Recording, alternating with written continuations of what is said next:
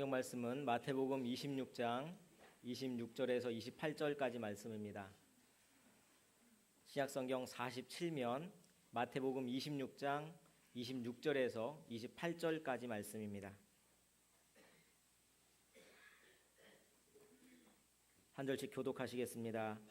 그들이 먹을 때에 예수께서 떡을 가지사 축복하시고 떼어 제자들에게 주시며 이르시되 받아서 먹으라, 이것은 내 몸이니라 하시고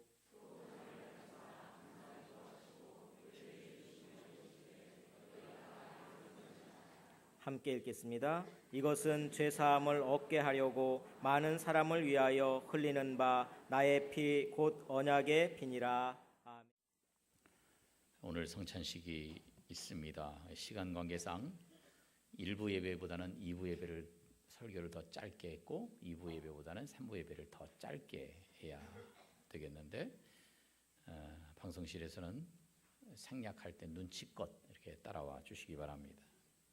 오늘 우리는 떡을 떼면서 그리고 잔을 마시면서 예수님의 십자가 그리고 그의 흘리신 보혈을 묵상하고자 합니다. 헨리 나우에는 이렇게 말했습니다. 성찬식이야말로 그리스도인이 누구인가를 설명하는 가장 중요한 상징이다 그랬어요.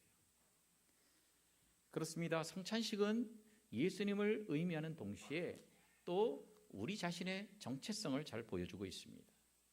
오늘 보면 26절에서 예수님은 이 성찬식을 제정하시면서 4개의 의미심장한 동사들을 사용하고 있습니다.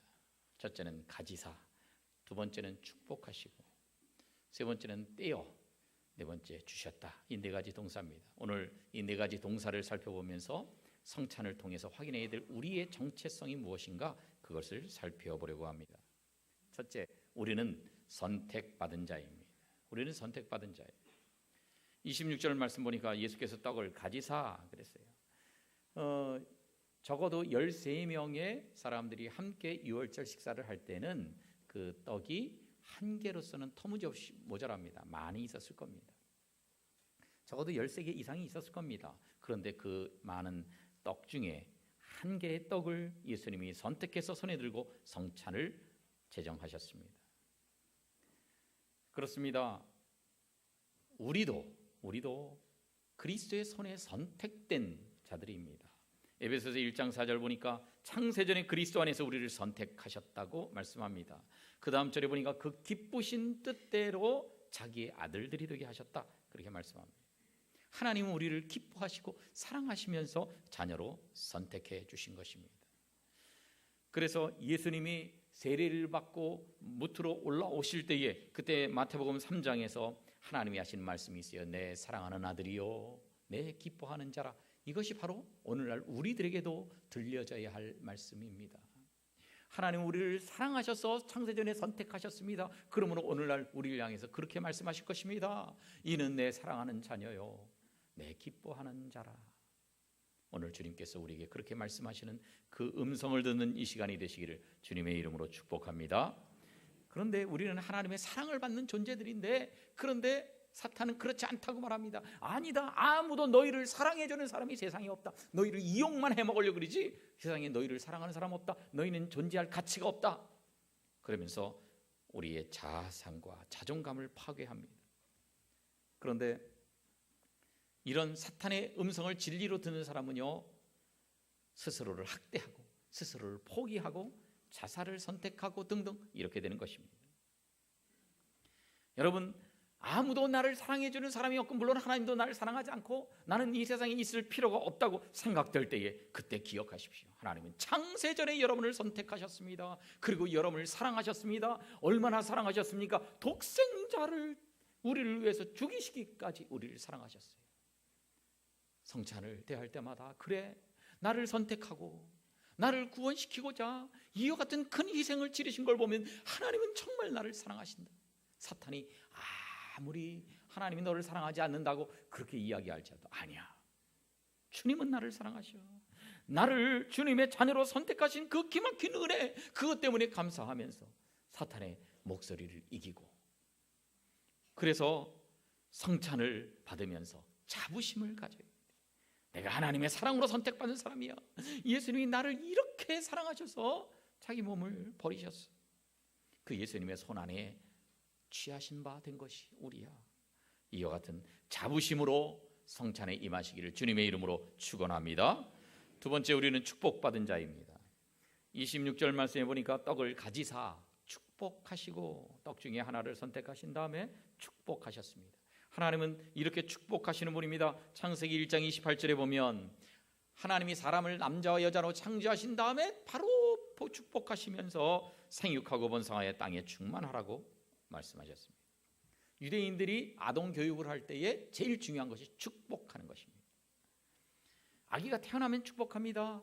이 아이의 생일 행사의 최고 절정은 축복의 메시지를 주는 것입니다.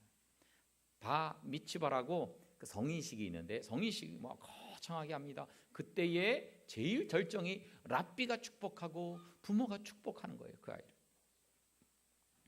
부모는 아이가 학교에 입학할 때도 축복합니다. 여행을 떠날 때도 축복합니다. 전쟁에 나아갈 때에도 축복합니다. 그리고 부모가 내 인생이 다 끝났다 이렇게 생각될 때는 자기 자녀들을 불러 모아놓고 그들에게 유언과 같은 축복을 남기고 세상을 떠납니다. 그렇습니다. 성경적인 삶은 축복 속에서 태어나고 축복을 누리며 살아가다가 축복을 남기고 떠나는 것입니다. 그래서 우리는 축복하는 삶을 살아야 됩니다. 자신을 저주하지 마십시오. 나를 저주하거나 주변 사람들을 저주하지 마십시오. 자신을 축복하십시오. 그리고 여러분의 배우자를 축복하십시오. 자녀들을 축복하십시오. 이웃들을 축복하십시오. 그래서 축복의 도구가 되십시오. 따라하겠습니다. 축복하며 삽시다. 축복하며 살아요.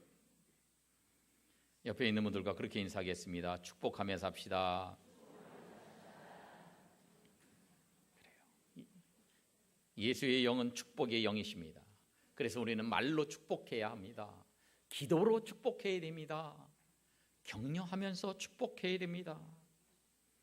그렇습니다. 성찬을 받으면서 우리는 내가 축복받은 자다 이걸 다시 한번 생각하고 동시에 내가 다른 사람을 축복하는 자라 하는 것도 기억하면서 이 성찬을 받으시기를 주님의 이름으로 축원합니다.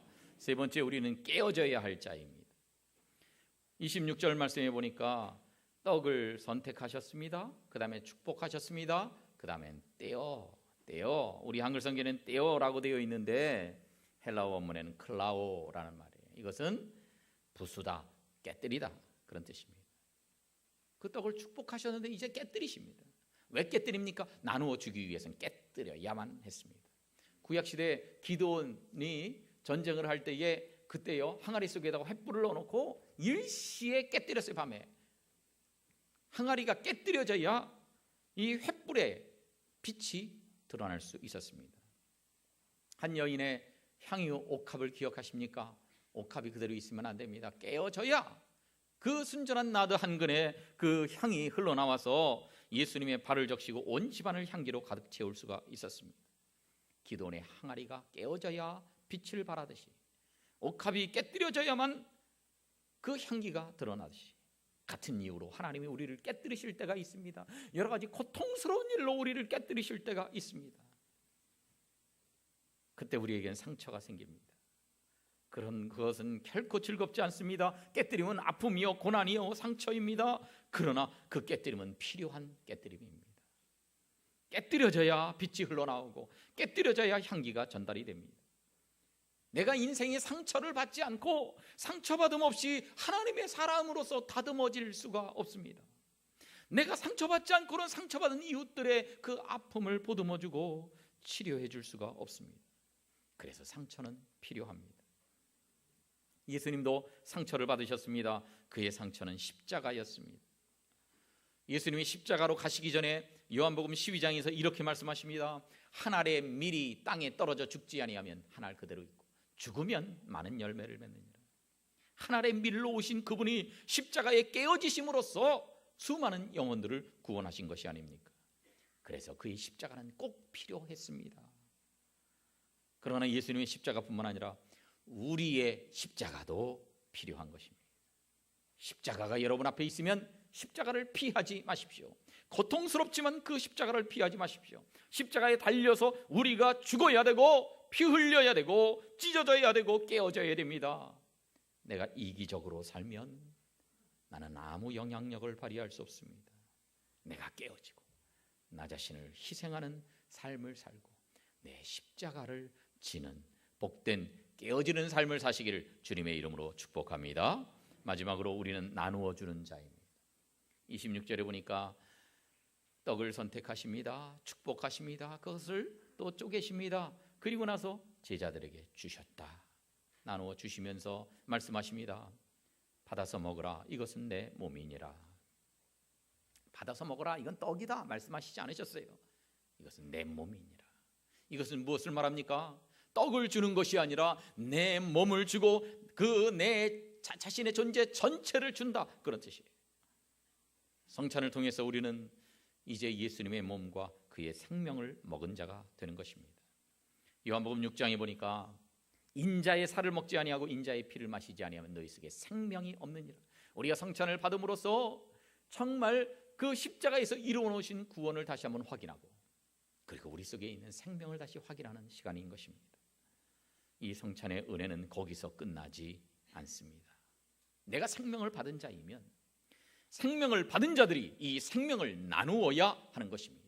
나누어야 합니다. 예수님이 떡을 나누어 주셨듯이 우리도 이 생명을 다른 사람들에게 나누어 주는 존재가 되어야 됩니다.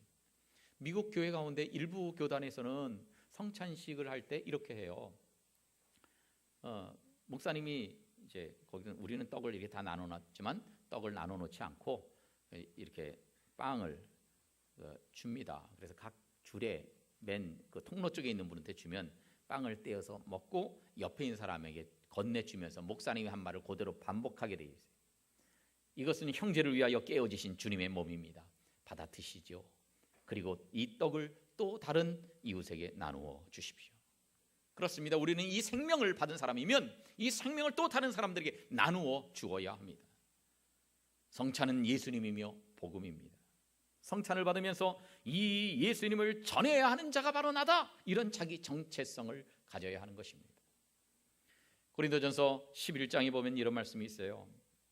이 떡을 먹으며 이 잔을 마실 때마다 주의 죽으심을 그가 오실 때까지 전하는 것이니라. 전하는 것입니다.